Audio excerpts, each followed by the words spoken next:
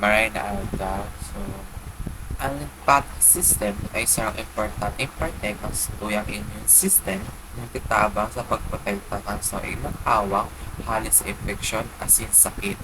Ini-kompresyo ni salong network ng mga ugat, tissue, asin mga organo na nagtrabaho sa iba-iba tanganin, mangolekta asin magsara ng limpa.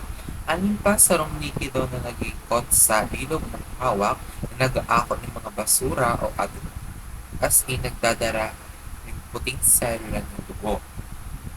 Pakilaban sa infeksyon. Ang sistemang limfatiko may mga lymphocytes sa rong klase ng puting selula sa dugo na nagtatabang sa paglaban sa infeksyon. Matinir ang baths ng likido. Ang sistemang limfatiko nagtatabang sa pag-alis ng sobra-sobra ng likido galing sa mga tissue at sa pagbalik kainin sa dugo. Ini ang pangingot na organo ng sistemang limfatiko. Mga lymph node, saradit na hugis veins ng mga organo na iyaon sa bilog ng hawak, ini ang nagsusala ng limfa kasi may mga lymphocytes na nagtatabang sa paglaban ng infeksyon. Number 2, spleen.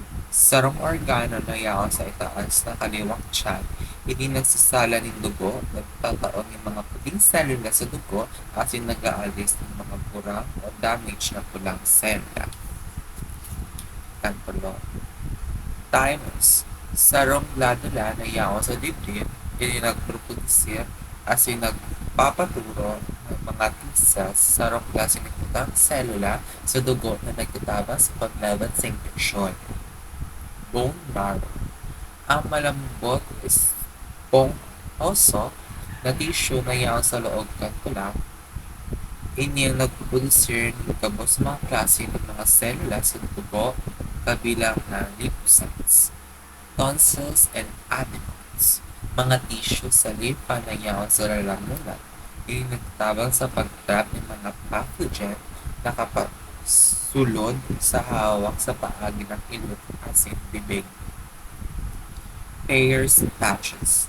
Mga tissue na iyaon sa manipis na bituka, ining nagtatabang sa pagprotektar ng hawak hali sa infeksyon sa bakterya asin virus na kapasulod sa hawak sa paagi ng sistema ng panunaw.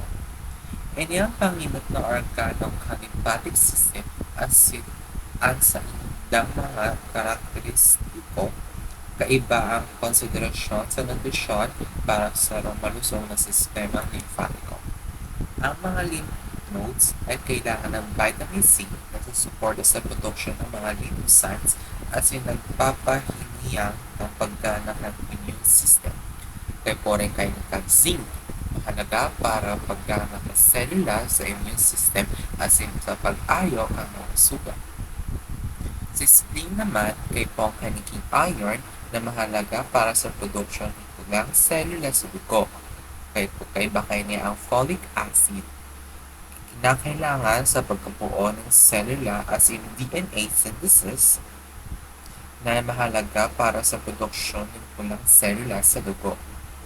Thymus, vitamina D, nagtatabang sa pag-regulate ng paggana ng immune system asin sa pagsuporta sa pag-uswang ng T-cells. Selenium, sarong antioxidants na nagproprotektar sa mga selula halis sa pagkadamage. Habang ang bone marrow ay kailangan ng protein at vitamin B12, ang tonsil asin adenoids kailangan ng vitamina A at probiotics, ang prayer patches naman ay kailangan ng fibers at prebiotics.